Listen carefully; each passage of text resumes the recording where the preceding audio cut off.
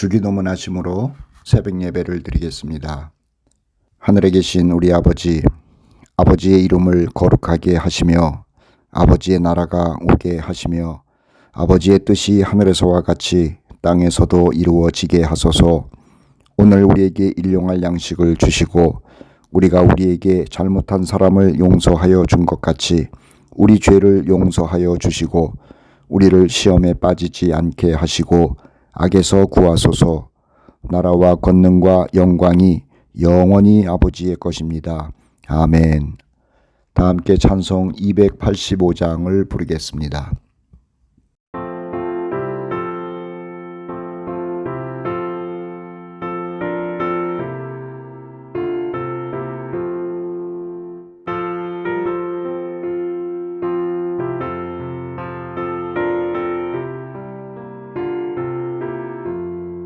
주의 말씀 받은 그날 참 기쁘고 복되도다. 이 기쁜 마음 못 이겨서 온 세상에 전하노라. 기쁜 날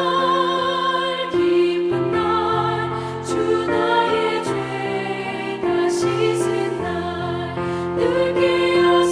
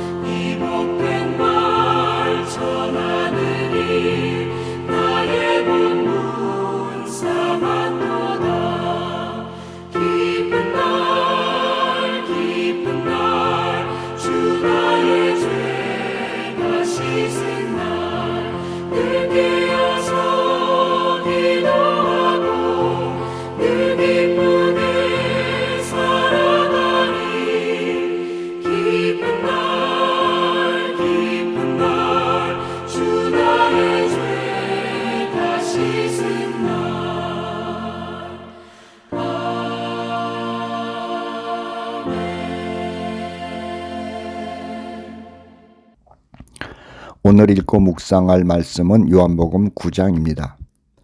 요한복음 9장은 예루살렘에 계시던 예수께서 날 때부터 맹인이었던 사람을 고치신 사건이 기록되어 있습니다. 그런데 이 사건을 살피기 전에 당시 예루살렘 주민들에게 공지된 살벌한 법이 있었음을 알고 오늘의 본문을 살펴야 합니다. 그 살벌한 공지된 법이라는 것은 예수님을 그리스도라고 말하는 자는 유대 사회에서 출교된다라고 하는 공지사항입니다. 22절 하반절 말씀에 쓰여 있거든요. 제가 읽어드리겠습니다.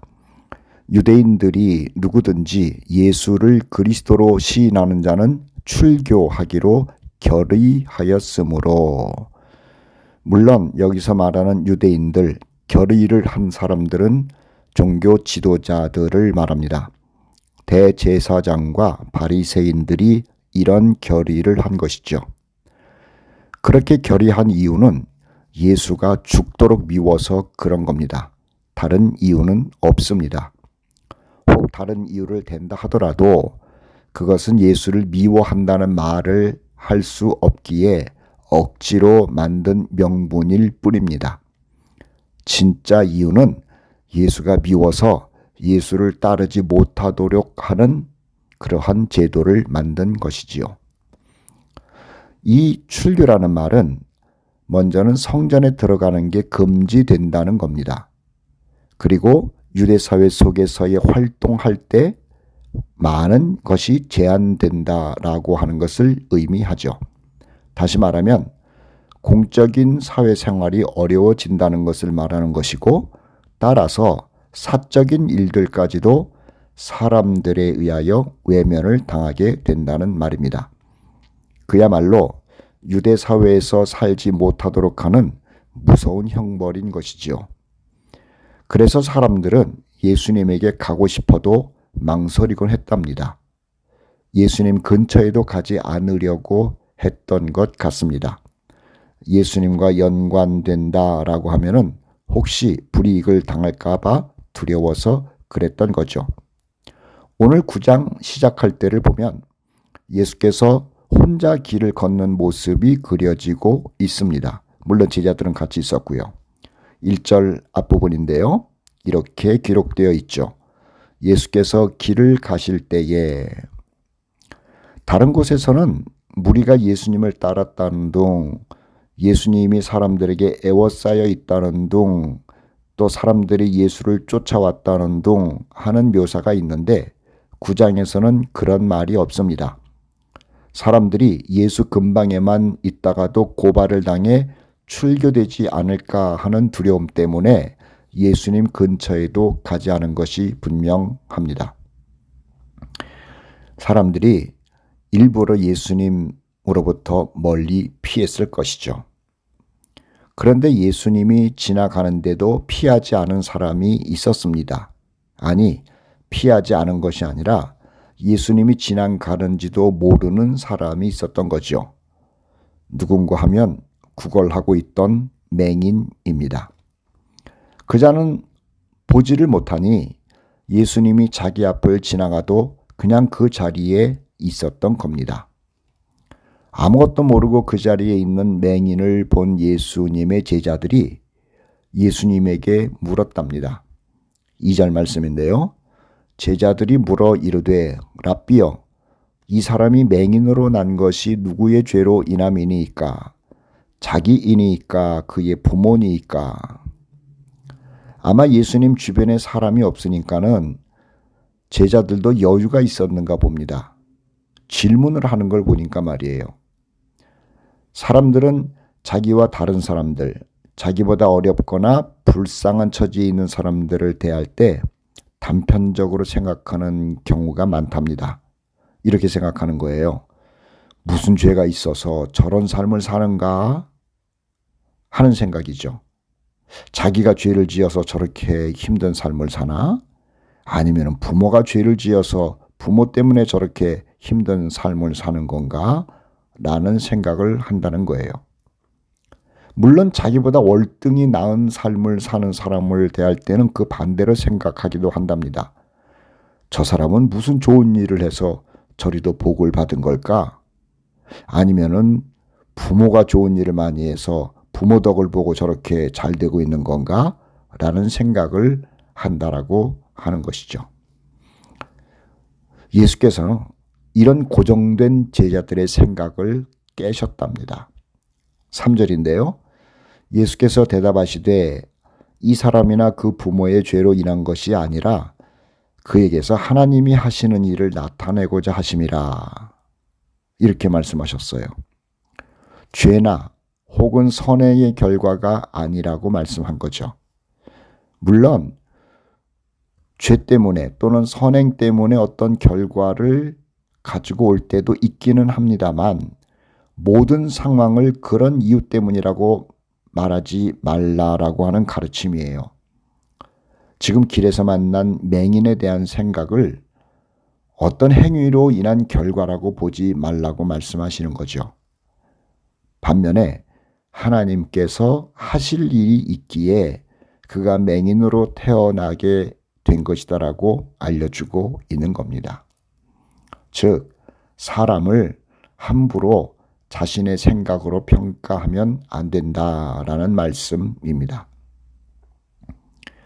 예수님과 제자들이 이런 이야기를 나누고 있을 때 맹인이 들었을 것 아닙니까? 물론 맹인은 이야기하는 사람들이 누군지는 모릅니다.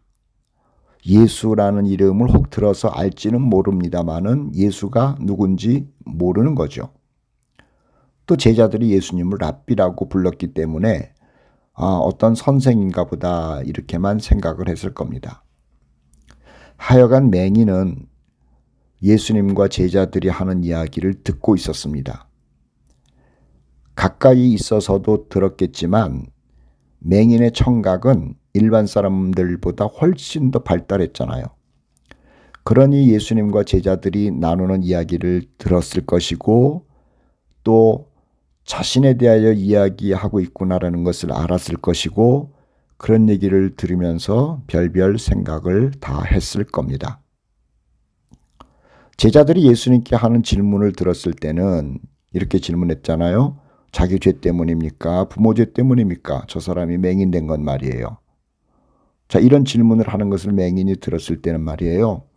늘 사람들이 하는 이야기와 같은 이야기를 하는구먼 하면서 또 맹인은 자신이 앞을 보지 못하는 상태로 태어난 것을 저주하고 또 괴로워했을 겁니다.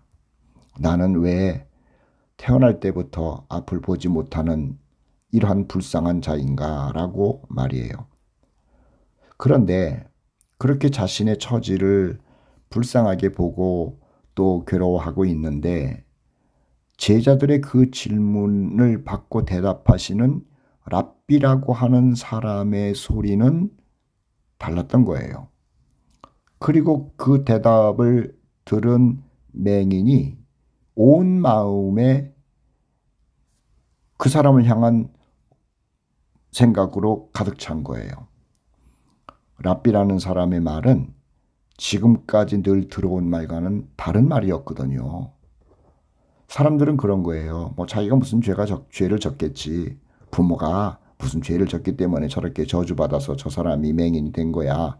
다들 그냥 그런 이야기였는데 그 랍비라고 하는 분은 자신이나 자신의 부모의 죄로 인해서 맹인이 된 게 아니다라는 말을 하는 것 아닙니까? 이런 말을 이 맹인은 처음 들은 겁니다. 그러니 마음이 쏠릴 수밖에 없었겠죠. 그리고 또 독특한 말을 하는데요. 하나님께서 하시는 일을 나타내기 위해서 저 사람이 맹인이 됐다라고 그렇게 랍비가 말을 하고 있는 것 아닙니까?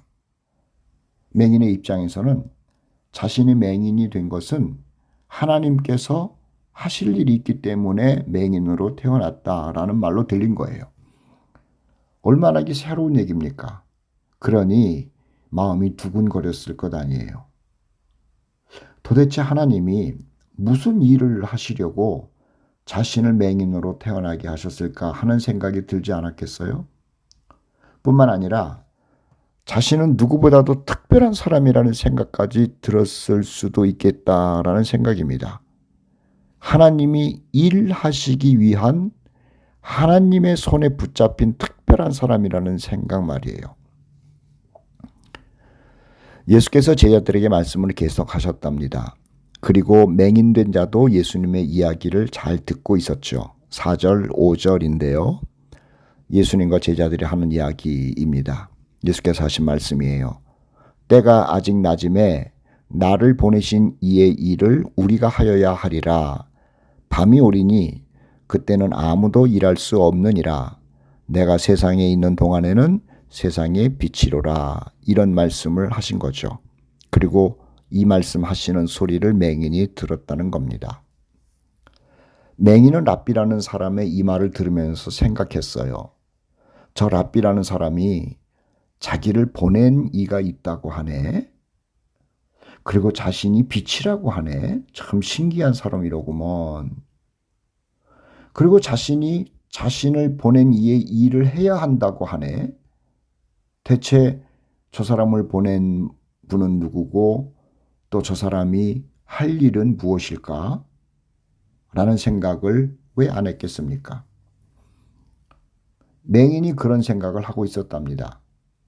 그런데 예수님은 제자들 보는 앞에서 갑자기 이상한 행동을 하시는 거예요. 침을 땅에 뱉으시더니만 그 침과 흙을 일겨가지고 진흙처럼 만들어서 맹인에게로 다가가서는 그의 눈에 그 침에 이겨진 진흙을 바르시는 게 아닙니까? 제자들이 얼마나 놀랬겠어요. 그런데 제자들도 놀랬습니다마는 갑자기 자기 눈에 진흙이 발라지는 것을 느낀 맹인 또한 얼마나 황당했겠느냐라고 하는 거죠. 정말 놀랬을 겁니다. 그런데 자신의 눈에 침에 이겨진 진흙을 바른 그 랍비 예수라고 하는 사람이 자기에게 이렇게 얘기를 하는 겁니다. 실로암 못에 가서 씻으라 이렇게 말했다는 것 아니에요. 6절 7절 보세요. 이 말씀을 하시고 땅에 침을 뱉어 진흙을 이겨 그의 눈에 바르시고 이르시되 실로암 못에 가서 씻으라 하셨다라는 말 아닙니까? 맹인은 황당하기는 했습니다마는 자신을 죄인 취급하지 않는 그 랍비라는 사람이 고맙게 느껴진 거예요.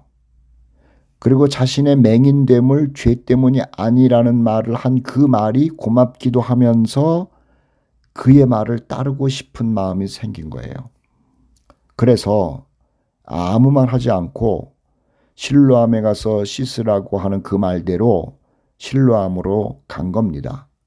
그리고 그곳에 가서 자기 눈에 묻혀진 침으로 이겨진 진흙을 씻어낸 거죠. 7절 한번 보세요. 이르시되 실로암 못에 가서 씻으라 하시니 실로암은 번역하면 보냄을 받았다는 뜻이라. 이에 가서 씻고 밝은 눈으로 왔더라. 예수님은 그 맹인에게 침 바른 진흙을 눈에 바르시고 너 가서 실로암에 가서 씻어라 그랬더니 이 맹인이 그대로 실천했다는 거예요. 그랬더구만 눈이 열리고 보았다라는 것 아닙니까? 태어날 때부터 앞을 본 적이 없는 이 사람이 눈을 뜨고 세상을 본 것입니다. 얼마나 놀라운 일이에요. 그 사람, 길에서 구걸하던 그 사람을 알던 사람들이 그가 눈을 뜨고 걷는 것을 보고 난리가 났습니다. 난리가 날만하죠. 8절 9절인데요. 이웃 사람들과 전에 그가 거린인 것을 보았던 사람들이 이르되 이는 앉아서 구걸하던 자가 아니냐. 어떤 사람은 그 사람이라 하며 어떤 사람은 아니라 그와 비슷하다 하거늘. 사람들이 그 사람을 두고 나서 이런저런 얘기를 하는 거예요. 저 사람 구걸하던 사람인데 아니야 다른 사람이야. 그 사람이라니까. 정말 난리가 난 겁니다. 난리도 이런 난리가 어디 있겠습니까?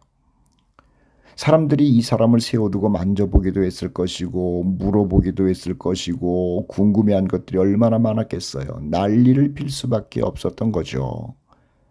그런데 이자가 확실하게 대답을 합니다. 나는 구걸하던 맹인이 맞습니다. 9절 볼까요? 내가 그라. 비슷한 사람이 아니라 내가 그라. 당신들이 보았던 앞 못 보는 사람, 앞을 보지 못하기에 길에서 구걸하던 바로 그가 나다. 그런데 내가 눈 떴다 라는 말을 하는 거예요.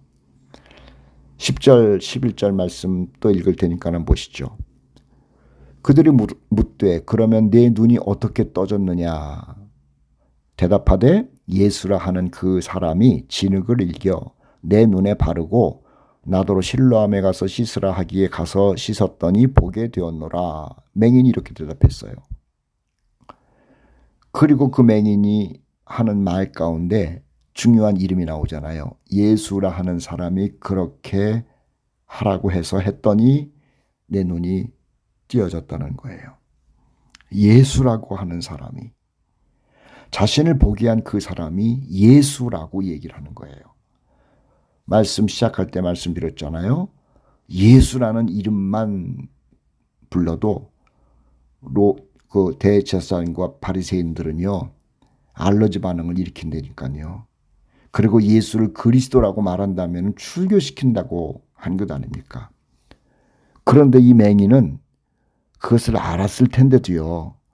예수라고 하는 사람이 내 눈을 뜨게 했다라고 큰 소리로 이야기하는 겁니다. 다시 말씀드립니다마는 맹인도 예수와 가까이 있게 되면은 곤란해진다는 것 알고 있었던 겁니다.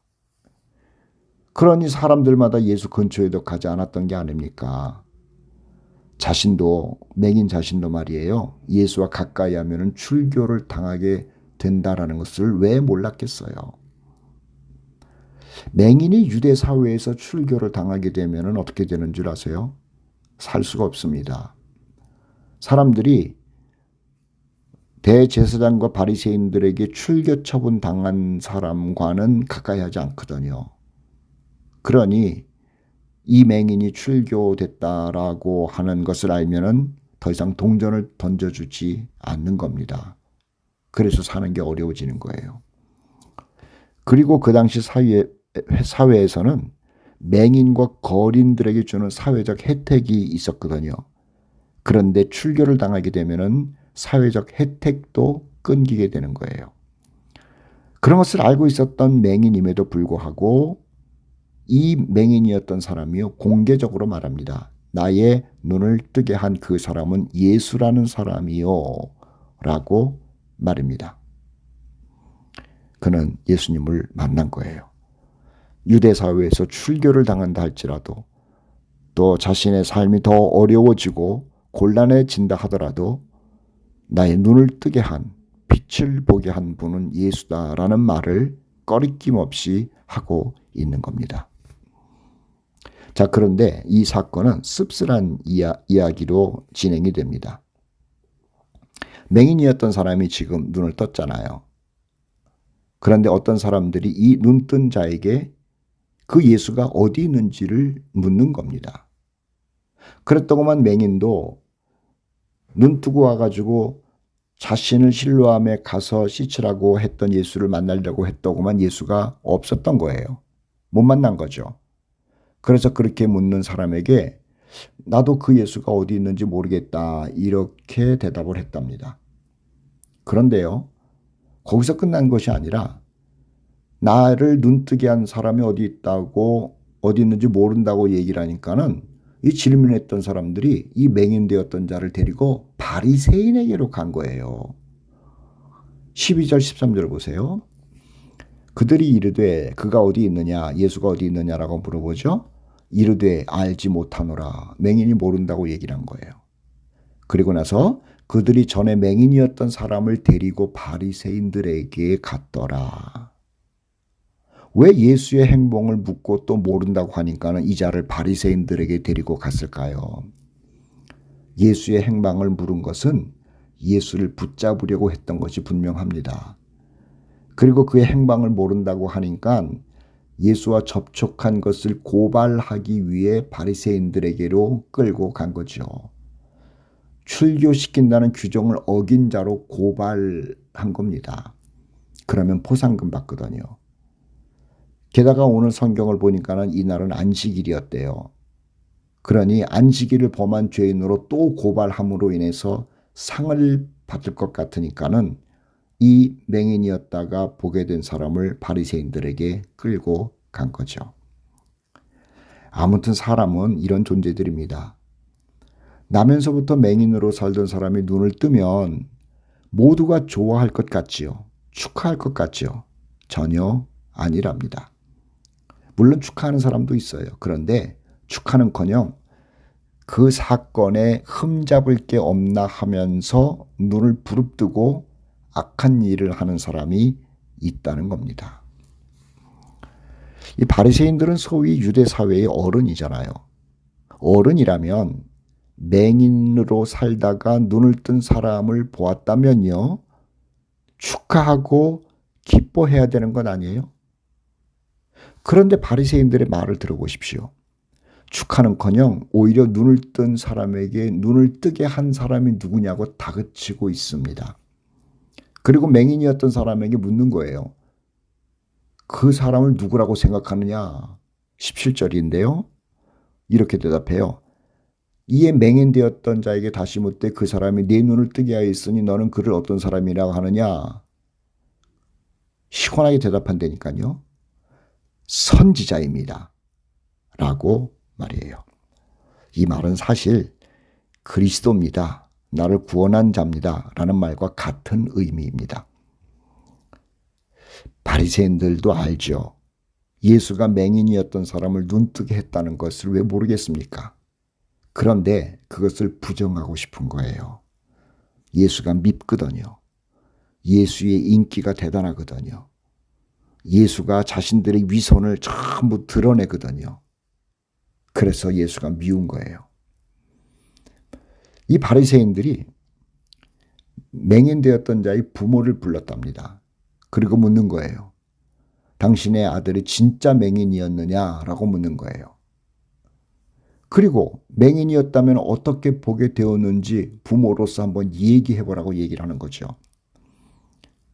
이 질문은 맹인의 부모로부터 거짓 대답을 들으려고 하는 협박이었던 겁니다. 만일 예수가 자기 아들을 보게 했다라는 말을 하면 유대 사회에서 출교시킬 것이라는 것이 무서워서 거짓말을 할 것이라고 생각한 거예요.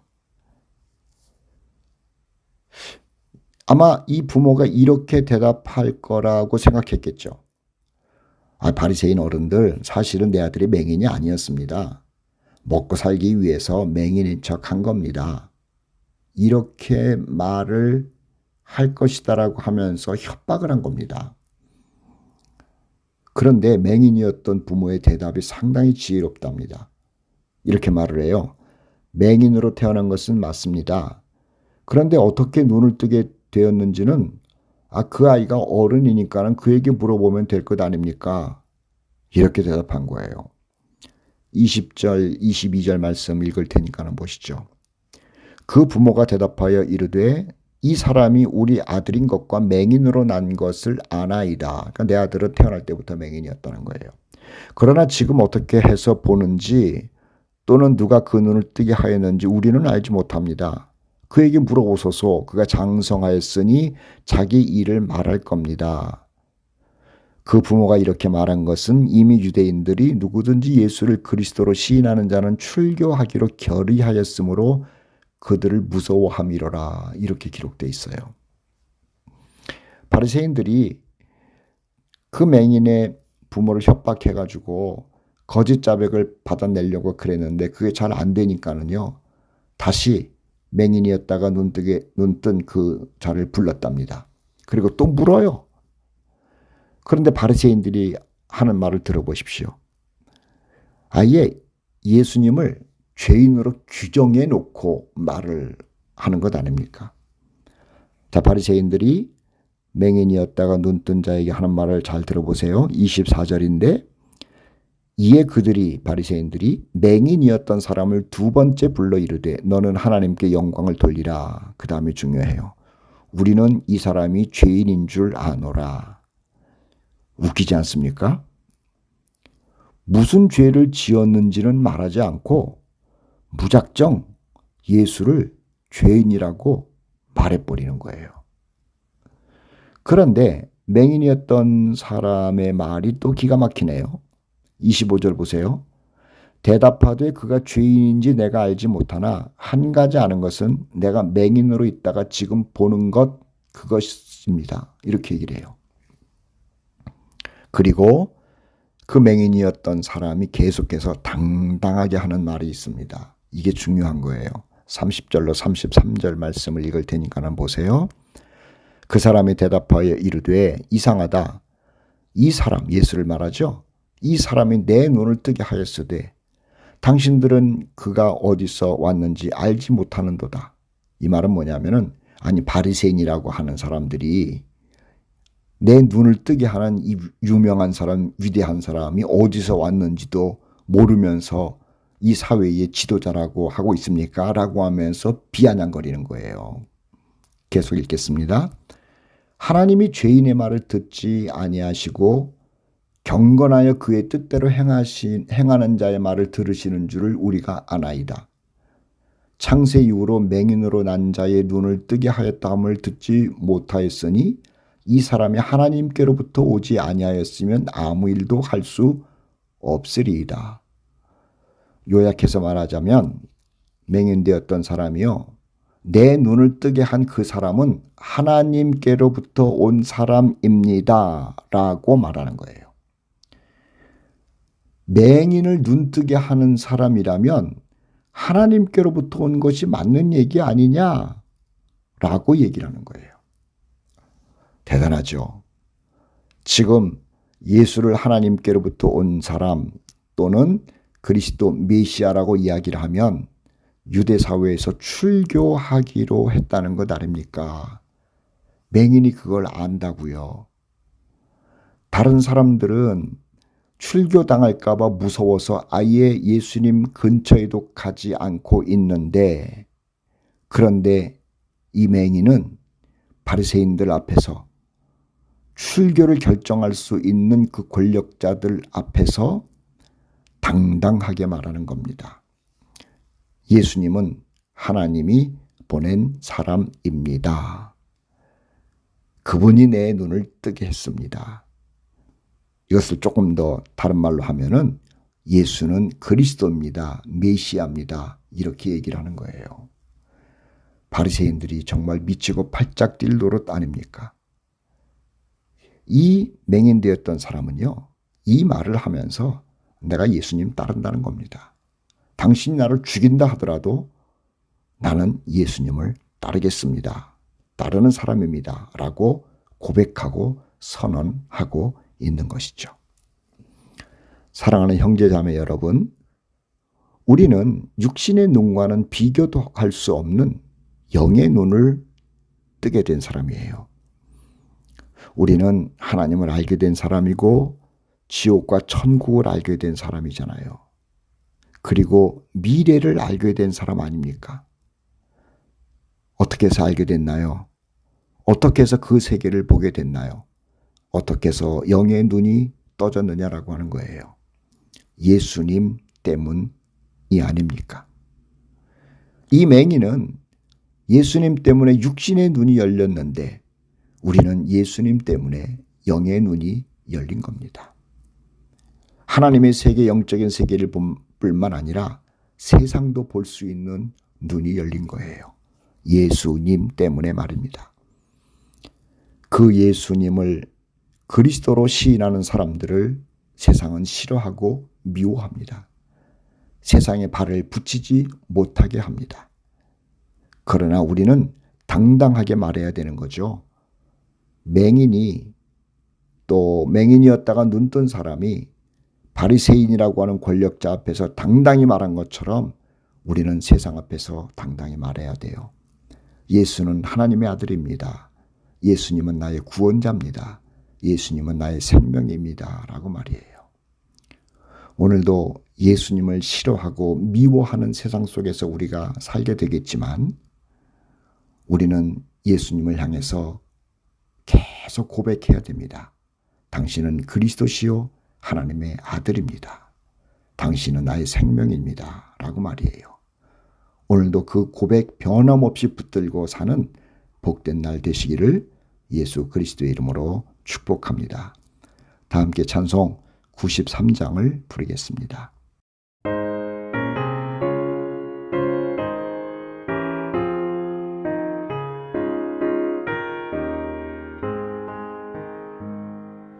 예수는 나의 힘이요 내 생명 되시니 구주 예수 떠나 살면 죄 중에 빠지리